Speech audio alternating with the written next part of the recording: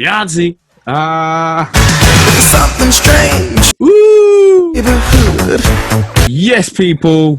What is happening? You know what time it is. It's Halloween tomorrow, so obviously I thought I'd bring an outfit.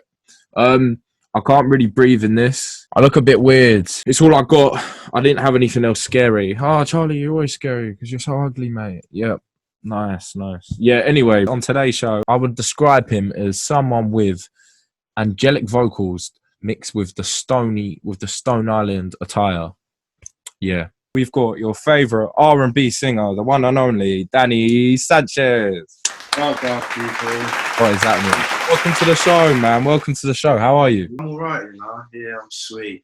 Yeah, life's good, man. You getting scared for Halloween, or you just scared looking at me? Right, so for the people that don't know, who is Danny Sanchez? I'm just Danny Sanchez, bro. You out of South London trying to bust my tunes, bit of singing, bit of this, bit of that. Big man talk about his feelings, and hopefully people can relate to the tunes, innit? Like Danny Sanchez is a young up and coming, like fuck all of that, bro. I'm just here, innit? And I think that comes across quite clear in your personality. Because when I first heard of you, I thought you were, well, I think you still are R&B, but then you jump on like other rhythms and you get involved in like other genres as well. So what would you say that you are? I mean, to be fair, the R&B shit's more recent. Like before that, like all on SoundCloud back when I first started, it was much more rap shit. I just do what feels right, sort of thing, innit? Like that's why as well I don't really like when people are like, let me send you beats and all this. I'd rather get in the studio and let's work on something fresh, because who knows what kind of genre you're gonna come out with or what kind of vibes. Like I like everything in it, and I just think like if you can do that genre justice, like then you should try it, innit? Like obviously I'll try some stuff and it just ain't for me, innit? Like some stuff just doesn't work. But then so you leave that stuff, but if it works, it works, innit? How did your journey as a musician start? Bare moist, bro. I was about 14 and Ed Sheeran bust out, and man was doing up 18 on the guitar, innit? I'll be honest. Like there's like a cover somewhere on YouTube of me doing up one fucking little like proper sing along on the guitar, innit? I just started spitting bars with the man then, to be honest. Like we just started like, as fucking more cliche as it is, like we just started smoking weed and fucking trying to spit bars, and it's not even started, bro. It's just like I've had like a decent little year, especially like through lockdown. For me, it's all about the baby steps, isn't it? Bit of radio play, that first bit of recognition here, there, like, so for me, I take most pride in the baby steps, like. Yeah, I totally agree with that as well. Baby steps are so important, mate. Those little W's you get are astronomical. Do you know what I mean? It's all about the journey, and I'm glad you see it like that as well, because that's nice to hear back through someone that's doing quite well in what they're doing. So, do you know what's mad as well? I always see you throwing in languages. You always what is it? Spanish? So my dad's Spanish and my mom's from Paraguay. Like no one has ever looked at me and thought, before they hear my name, and thought that I look South American or Spanish, innit? Now, obviously, like you said, social media is great. Do you know what I mean? It enables people to really distribute their music and showcase their talent. But do you think it also makes it a lot more competitive because everyone's got like almost the same level opportunities? You look at yourself doing all right, but then you look at sort of like 100 other people like sort of in the same lane as you, sort of thing. I think there's room for everyone, and you just can't focus on what everyone else is doing, and you just got to focus on what you're doing, and that's how you'll get your bit in it. Like it's easy to get hung up on like, oh well, this person's getting this following or that person's getting that, but you just gotta use it for the right things, innit? Use it to get out there, use it to get your stuff out there, use it to communicate with people. Like most of the collabs or most of the people that I'm working with is based off like Instagram and shit, and dropping a message and all this, innit? Like at what point would you consider working with someone? Would they have to have like a showcase of songs, or would you have to hear them freestyle? And at what point do you think, okay, cool, like let's go studio? Like if it's a banger, it's a banger, man. Like that's like what I base it on. Like I feel like Danny Sanchez is a very good artist name now as well. Artists sometimes may even need like a unique selling point. Do you know what I mean? I don't even like saying that, because that implies that like it's about a product and it's not a love for actual making music. But where things are so competitive nowadays, if people are trying to do well, they have to have something different. The power that TikTok has is mad. But I think there's also like a line, like when you start dishing out your music for the purpose of TikTok, you kind of lose.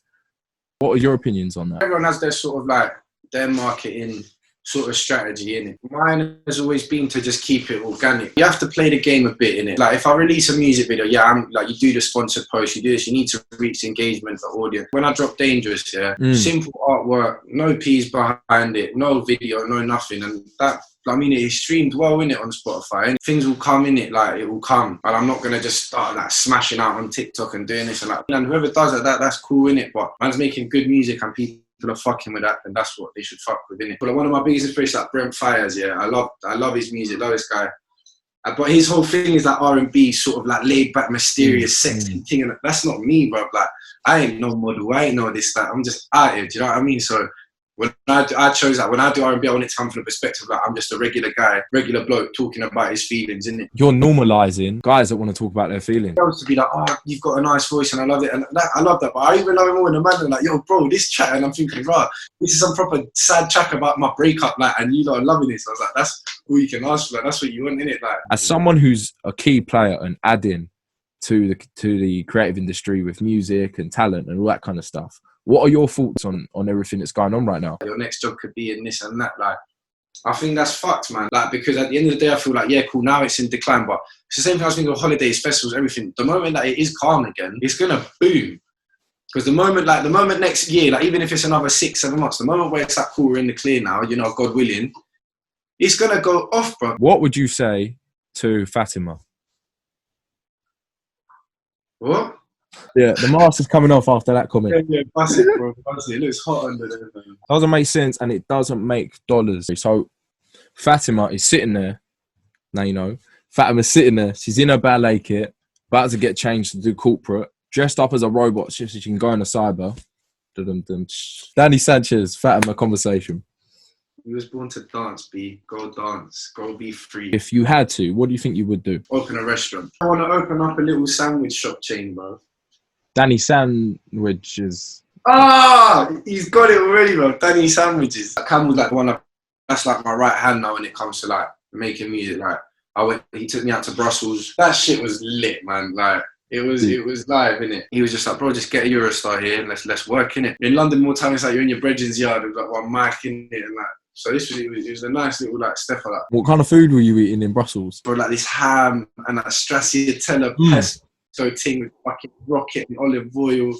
I had the best kebab I've ever had, yeah. You have like 12 different sauces. The Algerian sauce, the Brazil sauce. It was like line them up one squirt of each one in it. I haven't even eaten yet. Do you know what? I'm going to get a kebab now you said that. I'm not going to get a kebab because I can't even compare it to what you've just said. You're basically cancelling out everything I was going to eat. How do you deal with the nerves? I don't, to be honest, bro. I'll get there and I'm just out in the smoking area with my phone to my ear, listening to chat, making sure I don't forget the lyric. I'm Danny Sanchez and I've got 5 minutes to gas you lot to go and check my shit and leave an impression with you lot, innit? Winning and success, like, isn't an outcome, innit? It's a mindset. You gotta want to be successful in everything you're doing, innit? Like, not just the music. That's a good mindset to have as well. If you're trying to be successful in every component of life, well, you wake up with a mad energy for everything, and then everything else might be good. Big up my Nando's crew. Hi guys, everything right with you? Is in there? Oh yeah, mate. Sorry, you got to bear each other, grab the little rooster thing. So obviously now you're at cocktail bars, bro. No. I'm still training, bro. I thought you were gonna come with some. I feel like it's the industry for me while I'm waiting for the music thing to pick up, and I can make my P's officially off that. Maybe like a niche way for you to chat to some people. I'm a singer. 2 and 2 together. Yeah, no. It has, yeah. Like I have like done a bit of networking, a couple of cute gal, and then so what do you do? I'm an R&B singer. R&B singers, cocktails. It's 2 and 2, man. It's always gonna be 4. You're a man about the garms, as am I. Like little low-key ones. I love Grind London. I love this fucking jacket. I really want some Chanel runners, bro. When I try to dress up, yeah, I don't know what crepes to bang. Bro, I can't put loafers on, innit? You know the little invisible sock that just goes around the toes and that, yeah. Anything that requires me to wear that is not running, innit? I can't do it. See that sock? That's for Fatima. That's a Fatima kind of sock.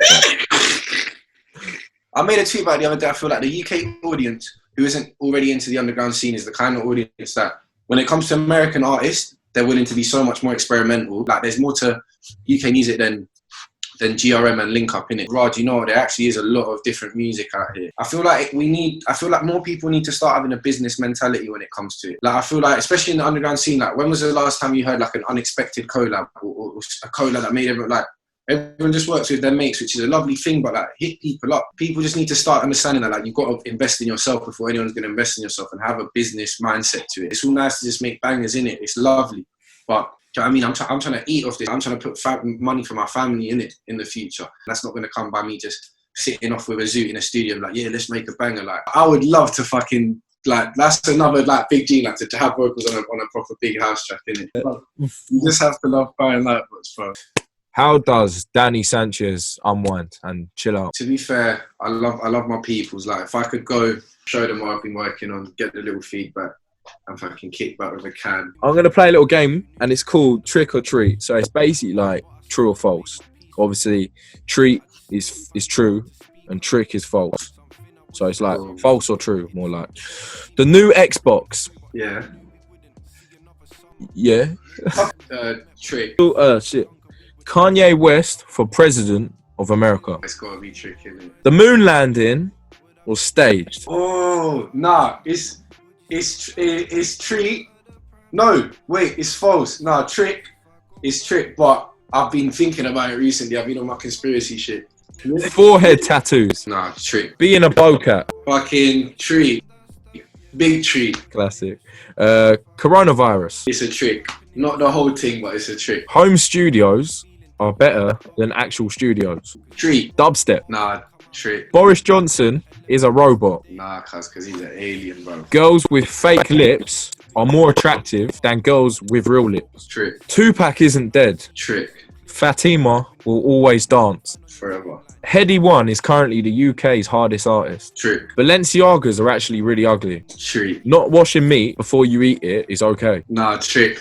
I wash my meat. The 10 p.m. curfew is actually better than it was before. Trick. FIFA 21 is not even worth copying. Trick. OJ Simpson didn't do it. Nah, man, but I watched that fucking the one with Ross on it, bro. With Ross in it. Nah, he did that shit. Donald Trump is a paedophile. Oh, treat. True. Doing Bits Digital is the best digital chat show on the planet. True. That is the end of the show, end of the episode. Danny Sanchez, ladies and gentlemen. Woo! Your favourite R&B singer, live in the flesh. Keep doing bits. Keep doing bits.